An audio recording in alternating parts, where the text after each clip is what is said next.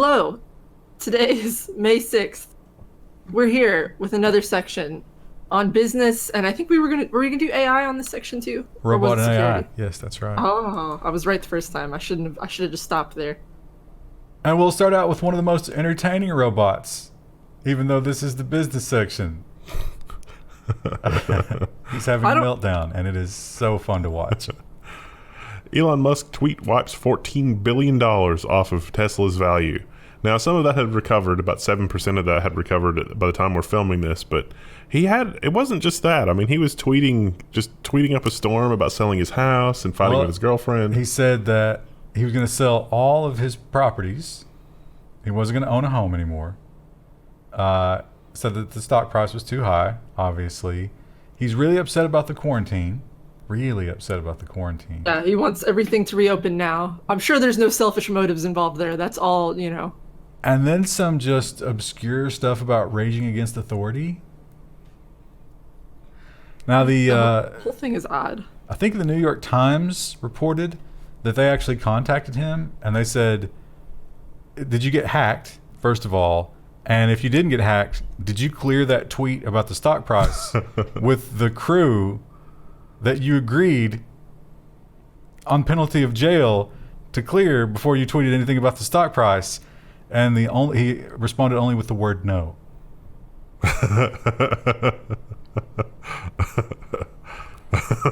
Sounds like a hacking to me. I don't know. We'll see. Now there is he benefits greatly financially from a high stock price. But then I read another thing where it could also be beneficial for him if the stock price is lower going into a certain time period. And then it goes up from that period. So, could just be that he's lost it. I'll tell you what, though. A lot of eyes going to be locked on that Twitter account. He's tweeting today. Our recording date is Sunday. What's he got today? Talking about Minecraft servers in the car and or some kind of augmented Minecraft reality in a Tesla, and it was like, what? Yeah, that sounds like a really bad idea. But one thing that he could be happy about is some new things that his cars can do. I thought they already did this. I didn't realize this was something they couldn't do. Because watching those videos, it seems like they do this. Oh, yeah. Tesla vehicles recognize and respond to traffic lights and stop signs with the latest software update. So, of course, autopilot says don't take your eyes off the wheel. It's not going to recognize it in every scenario. It's not going to turn automatically. But when it stops at a stoplight or a stop sign, you still have to hit the paddle or the gas to tell it it's okay to go ahead. But we should remember that a couple of weeks ago, he said, was it 1 million or 3 million fully autonomous taxis by the end of the year? Yeah, it just doesn't seem likely. It's a long way to go. We'll see. And in his other venture, a couple of recent setbacks. Really not as bad as they sound because that's why you do testing. But they had some catastrophic testing failures. And finally, it seems like they got it right this time. SpaceX Starship prototype finally aces its pressure test. So yeah, it seems like the last pressure test that it failed mechanically was fine, but it was a configuration problem. Ironic that the Starship finally, is able to take on the pressures of cryo testing, whereas it seems like Musk himself has broken under the pressures of life. Also, his kid is supposed to be due around Monday. Oh, I wonder if it was complications. No. Well, I hope they're okay. No, I think she's okay because he was like, oh, she's mad at me. Probably for tweeting and, tanking the stock price. Yeah, probably for getting rid of 14 billion of her child's eventual inheritance. Oh, she has to split that with his 5 other kids. Little does she know that it'll all be gone by that point. He'll do something else. He's got emerald money. No, his father hates him now. Who else will inherit it though? I think he's got other siblings, right? Does he? No, wait. Didn't the father marry the daughter or something? Yeah, it was sort of something messed up. I'd say she's getting it. Wow. Yeah, that's a twisted web. I'm sure someone in the comments will correct us if we don't have that right. Oh, there are going to be so many 5-paragraph comments about that. Engagement challenge. Listen, I think it's possible to acknowledge that his companies do good things while also acknowledging that he's a raving lunatic. Like, All right, well, we talked about Walt Disney. Huh? well, Howard Hughes. Disney really hasn't done all that good, though. yeah, I mean, Tesla and SpaceX are much better, but You know who else Still. has definitely not done a lot of good? Is Frontier. And we learned last week that they are going into bankruptcy because, in fact, they've done bad, but they haven't really profited from it. They've managed to squander all that blood money somehow. And they have more woes coming on them, it seems. Frontier, amid bankruptcy, is suspected of lying about broadband expansion. Small ISPs want an investigation as Frontier tries to block FCC funding for rivals. So this is that whole census block thing, remember? And so Frontier has said, hey, we service these census blocks. Don't give anybody else funding to build out infrastructure in these census blocks because we have service there. But some of these small ISPs are like, no one in this census block can get service from you. We think you're lying. And Frontier is probably going to get caught because they're in bankruptcy and they don't have the infrastructure or the money to really sort of respond to anybody. It's like Schrodinger's service block. It's like until somebody looks at it, really looks at it, we don't know if it's serviced or not. And historically, when this kind of thing would come up, it's like, oh, we'll just randomly pick this one. And then, the Frontier crew would race ahead of everybody else and actually set up ISP service there and be like, see? But all the other census blocks didn't have service. Probably not going to happen this time. Now, you might think, well, this is good. Finally, somebody's looking out for the consumer. It's not quite that. It's the smaller ISPs who are dying to get a piece of that $16 billion in relief money. And that's based on how much build-out you've done for broadband. So if you haven't done your part, then you don't get as much money, and more trickles down to the smaller guys. do you think Appalachian Wireless will get any money? Well, they probably will because they are the only one in town. Uh-huh. What an evil corporation. Probably not as evil as Frontier. I don't know. I haven't dealt with them in quite a while. Now, meanwhile, with all the ISPs, you remember when they told us, hey, data is super expensive, and we can't just let you use it. If you use all you want, you'll go crazy. You don't know your own limits, and you'll bankrupt us. We could never carry this load. It would destroy the internet as we know it if we let you use all the data. But it's weird because we've been doing that for a month. Things are kind of okay. Comcast waives data cap until at least June 30th in response to the... That's another 2 months. 2 months of So no Jen- data caps? What does this even mean? The internet will never survive this. So yeah, turns out that was a lie. I'm sure they'll go back to it eventually, though. As soon as those beaches open. Most of them are, I think, at least in some of the southern states. It makes me sad because the pictures that are coming up on social media is like they're packed in like sardines, and it's like, oh. I'm so, like, I mean, I could see like, oh, let's just open them, but who are the people who are actually going? Apparently all of Lower Manhattan. I would say probably mostly Instagram thoughts. You got to create Gotta get my content, pics. Krista. One thing, if we've learned one thing from the past 3-4 years, it is that competition, among the chip makers, especially the CPU makers, is really good for consumers. It takes those big dinosaurs who have been eating our lunch for so long and makes them vulnerable. And that's why this sounds like a really great idea. ARM is offering early-stage startups free access to its chip designs. Now, this is a TechCrunch article that goes on about how all the stuff that ARM has going on, which ARM is an established company. They've got tons of resources and all this other kind of stuff. But it doesn't once mention RISC-V. The whole reason for this is competition. I think mainly from RISC-V because RISC-V is like free with no strings attached. Not really. I mean, there's a few, but not really. And ARM, this seems like not free at all. Like lots and just tons of strings attached. But this is more than ARM has ever done in the past. So that's exciting. It's kind of like those game development licenses. Yeah. It's like, as long as you're not successful, don't worry about paying us. But the minute you get successful, we're coming for our pound of flesh. The minute you have a blockbuster game, we're going to rip it off and clone it. It's like, anybody remember the whole PUBG Fortnite thing? And it's like, oh, those aren't really clones. But at the same time, it's like, Yeah.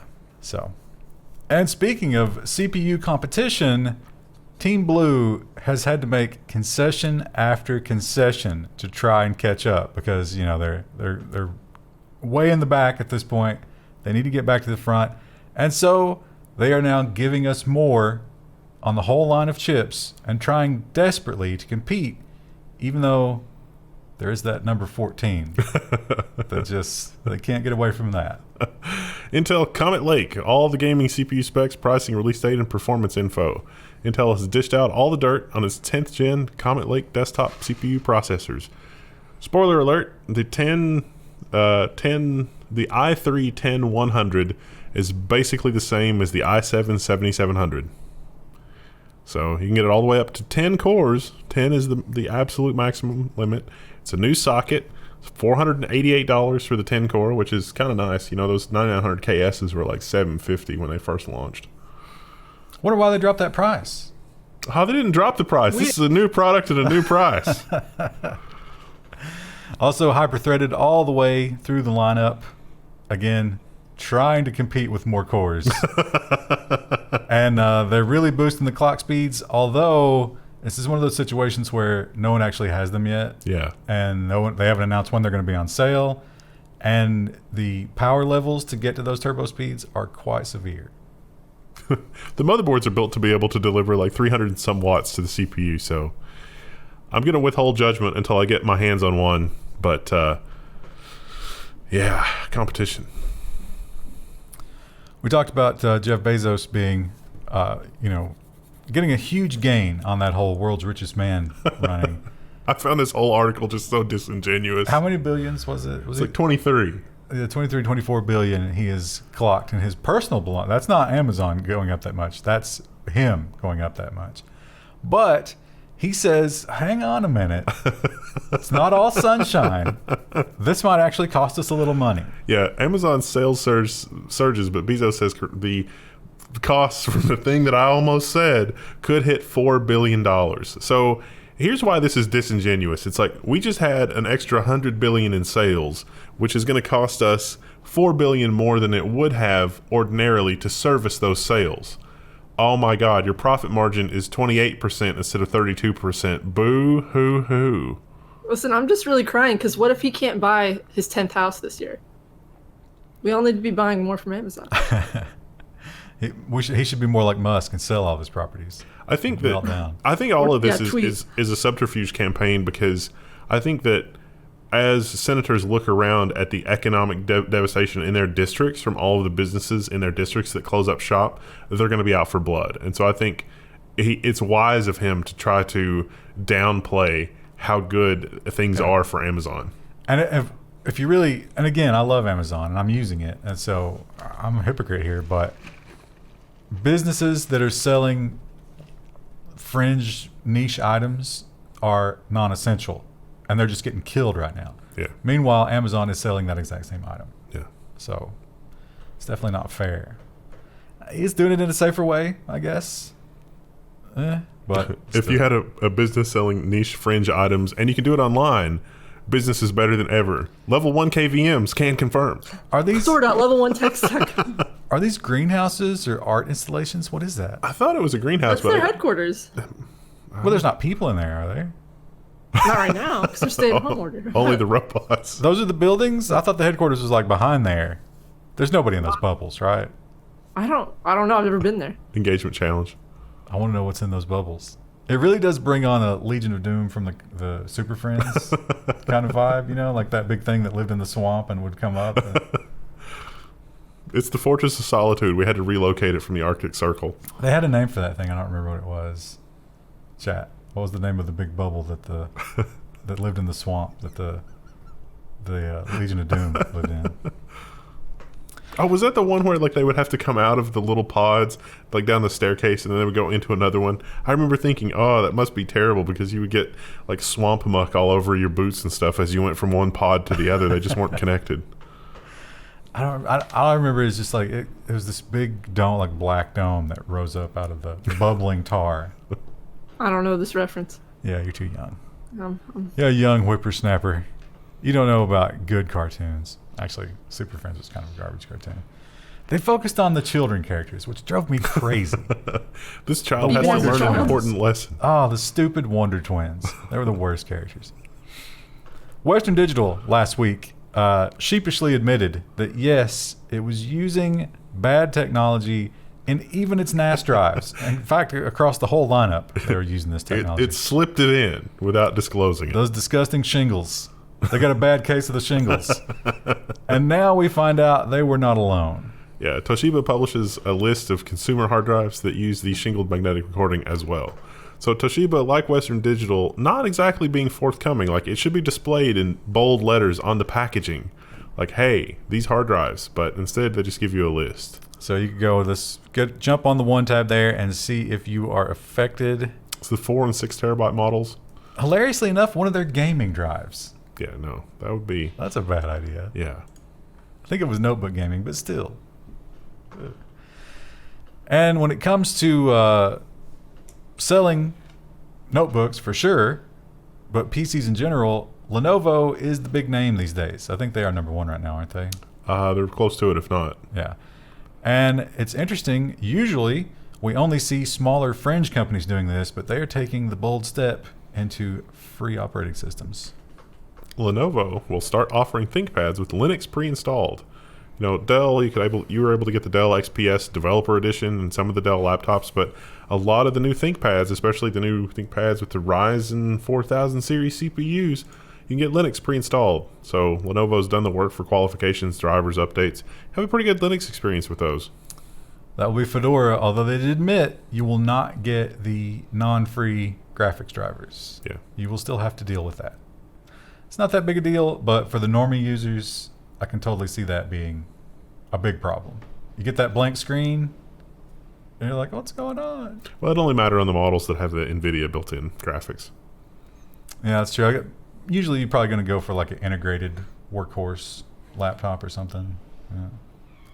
But there'll be a couple of people who'll be affected. Yeah. And they'll be angry. A lot of companies are killing it in the current situation, a lot of tech companies, but the ones who are selling things like phones do not seem to be killing it. People don't seem to be eager to buy phones during this whole situation. Makes a lot of sense, right? I mean, money's tight. You can't go and play with them at Best Buy. So But it works better on your you got laptop. your Trump bucks. Yeah, well, your Trump bucks are going to other kinds of things. No, no, food. you immediately waste that money on a new electronics purchase. And the biggest player in the game is, in fact, admitting that there will be delays because of all this. Apple delays mass production of the 2020 flagship iPhones. Phones, some with 5G connectivity, will vary in price, come in 3 sizes. Now, Apple did launch the iPhone SE, which did better than expected. It's basically a rebadged iPhone 8. But yeah. Now, is he holding the earbuds? That's what it Yeah, looks I like. have a lot of questions about this animation that's up at the top. I don't know what's going on with him. His eyebrows are like two it. different icons. He looks high. It Well, looks yeah, like he looks like he's offering drugs to someone next to the fence. it looks Hey, like kid, that. you want an earbud? One of those earbuds is a straw, and he just did a big line of something. That's all over his nose. I don't know. It's interesting. Wall Street Journal did an interesting job with a stock photo there, but I don't know how. It makes me think the stock photo crew is working from home. You wanna convert to a whole different ecosystem? Come over here, kid. And then he hands him the AirPod. Well, if you're excited about RTX, what if I told you you could get some RTX in your lungs? Nvidia's top scientist develops an open source ventilator that can be built with only $400 of readily available parts. And they've got a picture of it there, and it does seem deceptively simple. I think it uses some kind of bag that they have in ambulances for, like, emergency ventilating. And it's basically just a valve and was it like a solenoid or a pump or something. And a little microcontroller. And yeah, super simple. And as they show here, you can just pop it in a suitcase, take it with you. So, I don't know. I saw that another company, I didn't include the story, but one company was like, hey, we spent millions of dollars on these ventilators. Look what we were able to do. And they're like, oh, we don't need these anymore. You can just keep them. We will. You think a new resurgence? Yeah, I mean, if those beach photos are anything to be believed. Well, it's quite a prediction. And a lot of predictions are made here on this program. Sometimes people gloat a little bit.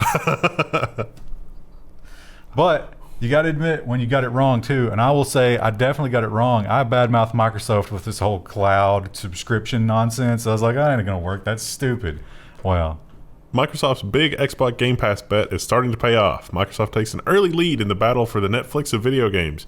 Yeah, I think this is one where I didn't think it was going to do well either. it's not a bad... People are paying for that convenience, right? I actually have it, and it's not a bad deal. It's $5 a month. And I've already played, was it Outer Worlds? Is that the name of that Fallout clone? Oh, yeah. And Bloodstained. And there's another game I played on there. And if I would have paid retail for those, that's probably like almost a year of subscription payments. So I'm coming out ahead.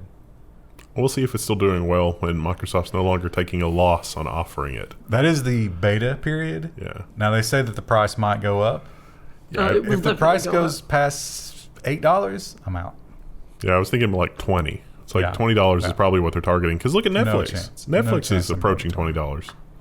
The game library, I think the biggest problem is I own a lot of the games already, so I don't get a lot of value out of it. But there's a lot of garbage on there. A lot of games you just don't care about. Or at least I don't care about. So we'll see. For now, I think it's beneficial. And one thing that we constantly come back to, it's not a surprise, it's barely a news story, it's just fun to point out, is that Google and Microsoft are constantly in this little slap fight when it comes to the advertising wars. Microsoft is bombarding Chrome using Outlook.com visitors with ads for Edge. It's like Edge, at this point, it's like, Edge is using the same engine. You have no reason to use Chrome. It is literally the same rendering engine. Use Edge. Edge. And those of us who lived through IE are like, never again. Vietnam flashbacks to IE6. Yeah, I mean, seriously. Yeah, it's too much to overcome those dark memories. Now this actually has already happened. This was May 1st, and it did happen. I don't think it had a major effect. This kind of thing happens a lot. Now I suspect next week we'll talk about a couple of firings. Yeah. Workers from Amazon, Instacart, and others are calling in sick to protest poor protections from the thing. And a few people did walk off, as you said, but a lot of people didn't, because a lot of people were looking around and was like, Jimmy, we can't do this right now. There's 30 million people that are unemployed. I'm just happy to have a job. So I Heard don't think nothing about this after it happened. It almost makes me wonder if they just weren't reporting on it very much. well, no, I think it was just so underwhelming. Yeah. Maybe. Just people are going to get fired over that. And their jobs will be immediately replaced, and By one of the 30 million. they'll be forgotten and then possibly killed. They'll be Jimmy Hoffa. Now, we fell for it.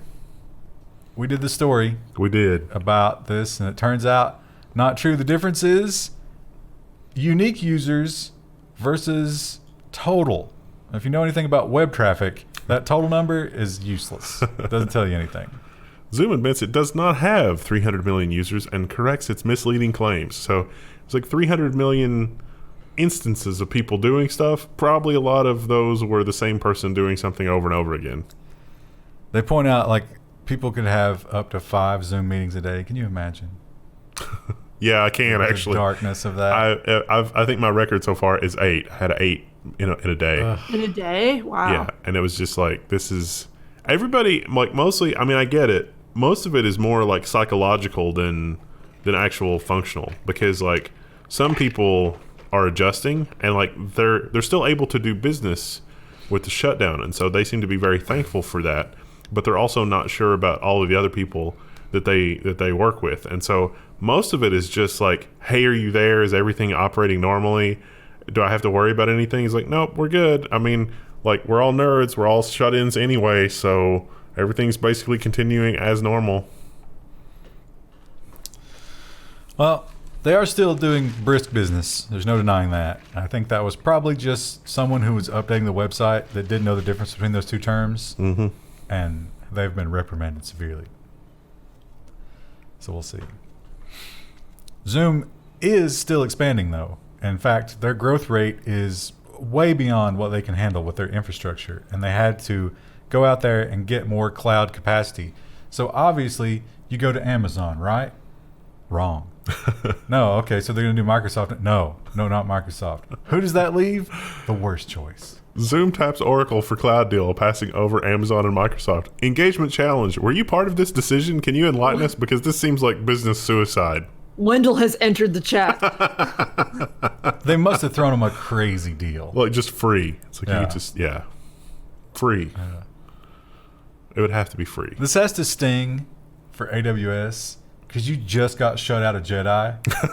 And they're like, hey, Zoom needs, they sent out this, service request, and it's like, oh, we got that. That's in the bank. I think this is a little bit of an engagement challenge, but I don't think the pricing on Amazon AWS has really ever gone down. Like, not really. So, like, whenever Amazon AWS was stood up and you get that, like T2 small instance or whatever, one, has that instance ever really improved over time? And the answer is a little bit, but in practice, no. And then the other question is, has it ever gone down in price? Because that amount of compute when AWS launched versus today those are very different numbers. It was a lot of compute when it launched, and today it's utter garbage. And so Amazon AWS is crazy expensive. That's why you should check out Linode. Save some money with Linode. Link below. If only Zoom had known that.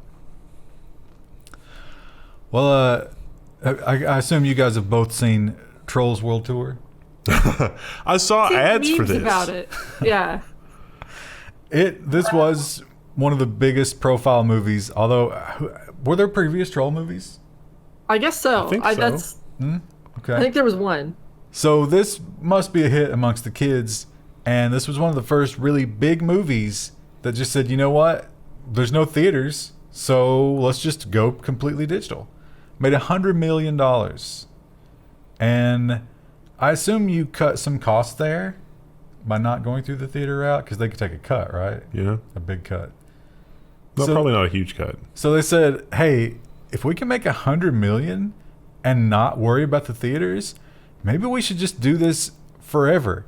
And the theater companies heard that and had a small stroke. AMC Theaters will no longer play any Universal movies after the Trolls World Tour movie has on-demand success. The decision came after recent comments from NBC Universal's chief executive. So, yeah. Okay. Have you seen how they're, like, planning on reopening theaters? They're talking about putting, like, plexiglass between all the seats. That would be great. Although, wouldn't that mess with the sound? Yeah. Yeah, I don't think that would be a great experience. It's like, why would I go to a theater at all now? If I can get that high-fidelity experience, in my home theater, which I don't have. Yeah, pair of headphones. Well, okay. Pair of headphones and a big monitor. I got that. Yeah. So. It's fine. But, yeah. I welcome the skipping the theater phase. Then I don't have to wait to watch movies. It's great. But I think it will hurt them to have like the really big releases not go to the theater once those reopen. Because people, that's a social event. That's like something to do. So people still want to go out and have something to do. It's not all about the movie. Plus, what about those like, dress up as Harry Potter goofs? Yeah, I don't have to deal with that. Or someone who dresses up as an elf.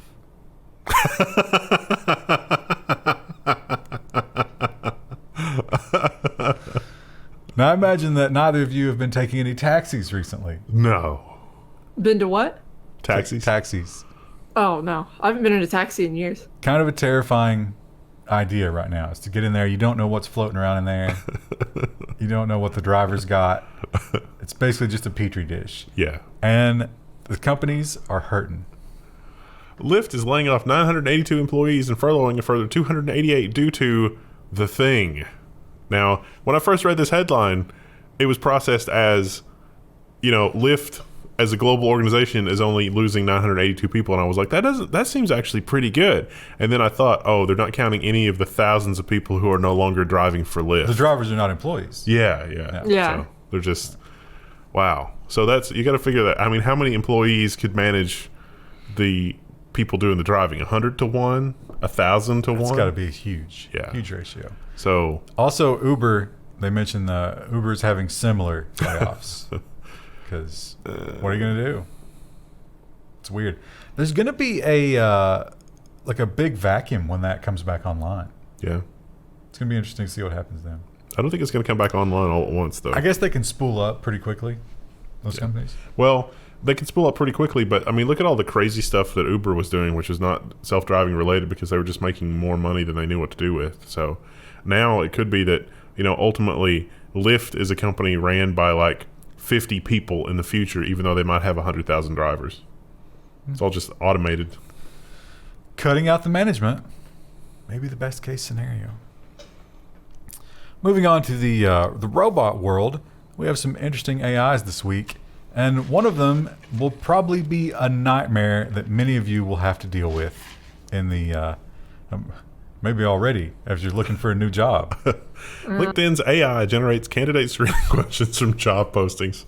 Our cyberpunk future is here, finally. It's worse than expected. Yeah. I don't even have a flying car. So this actually goes well with the whole management thing. They point out that a lot of times in a very technical position, the person in charge of hiring doesn't understand enough about it to ask important questions. But you know who does? Your friendly robot. So they give some examples. It was like how many years of experience do you have with blank, and then the AI knows based on the job posting to ask Java. Or, what have you done with X in the past? I need you to have 15 years of experience with Go. And it's like, wait, what? That's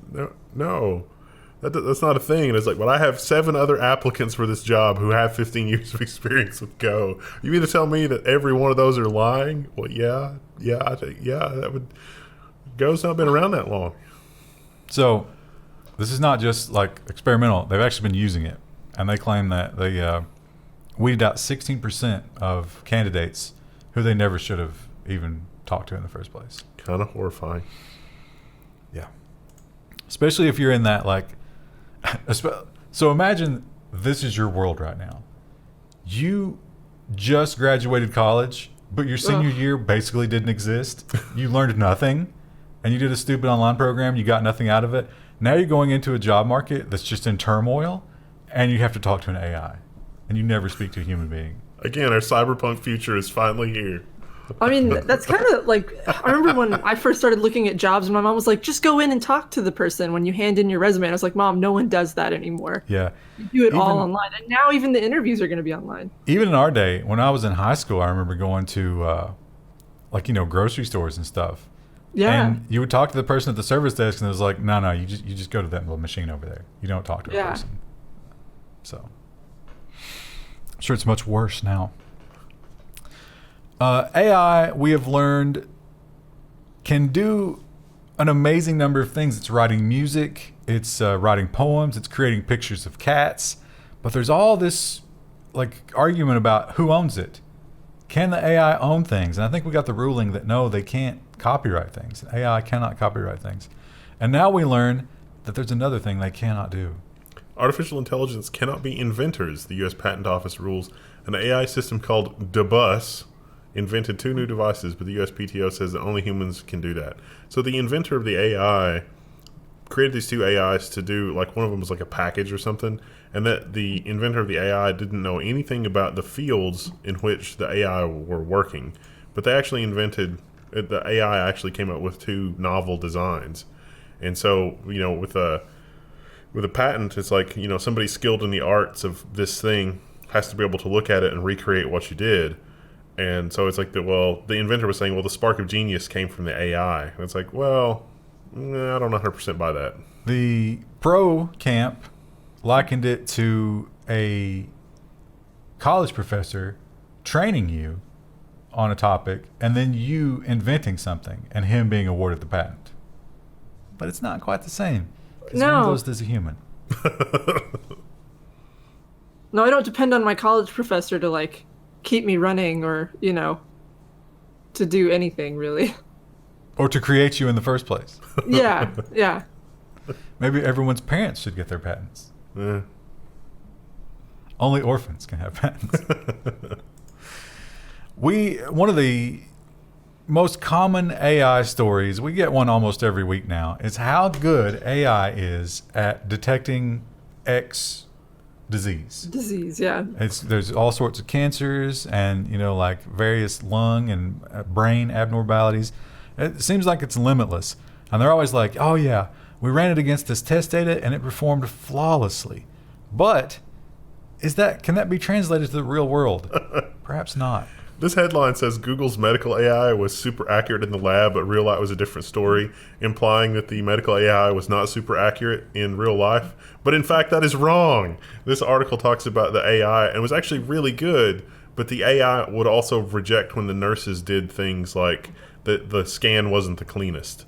So like this is in India and it's looking at your eyes for signs of some kind of degeneration and diabetes and some other things. And the AI would reject images unless it was like perfectly clear. It's like the old axiom with computers, garbage in, garbage out. It was rejecting things, not that were garbage, but that were just not perfect. And so a nurse could look at this and be like, this person obviously doesn't have anything wrong with their eyes, but the AI would not make that call. So those sort of problems were the type of problems with this AI in real life, not the actual problem with the AI. Well, it seems to be like working as intended, because if there's any sort of ambiguity, you would want the medical professional to look at it and not just the AI. Yeah, but the problem was, and this was Thailand, by the way, not India. Or Thailand, yeah.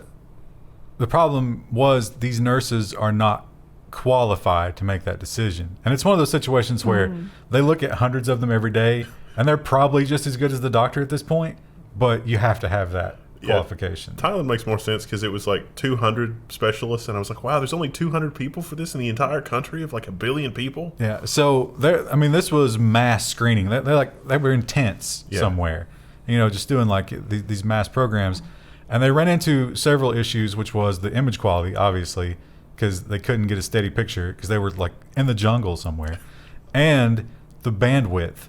So when you got like a false, like, oh, I can't deal with this image, you sent it to a team of specialists who were on standby, but the bandwidth allowed them to do 10 per hour versus the 200 images they were taking per hour.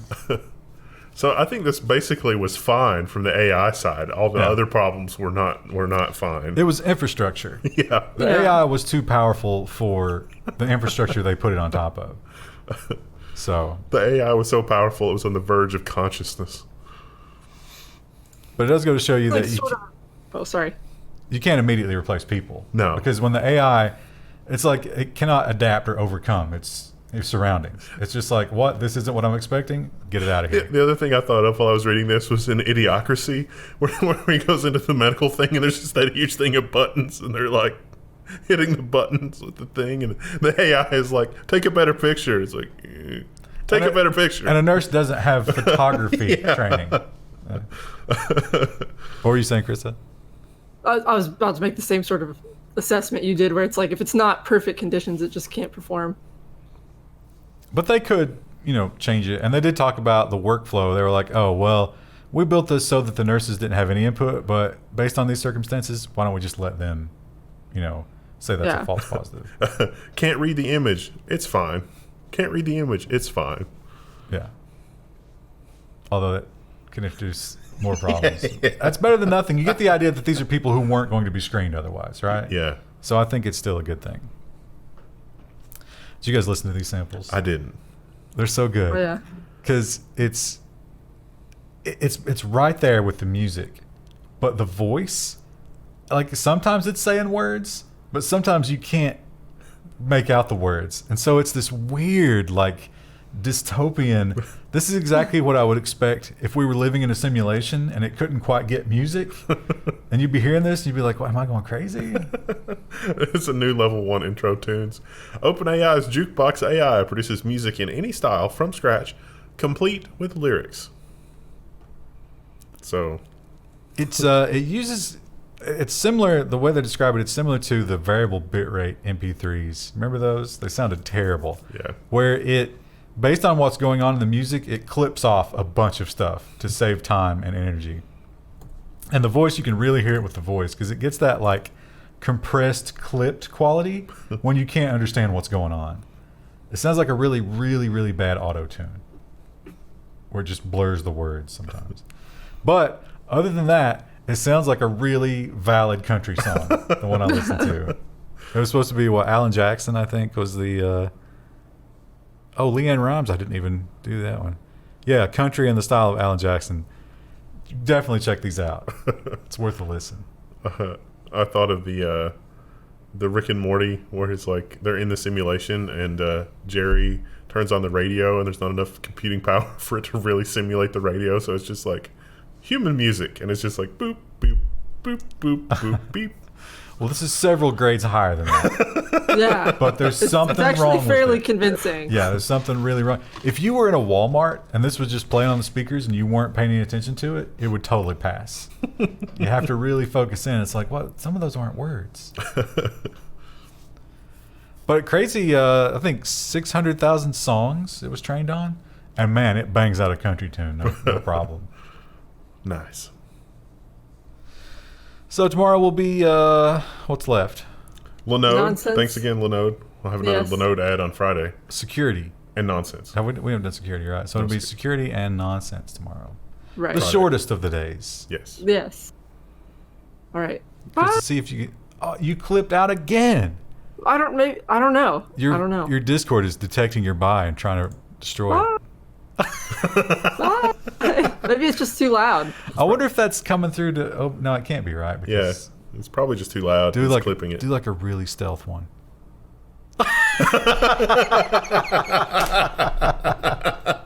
That's a great ending, actually.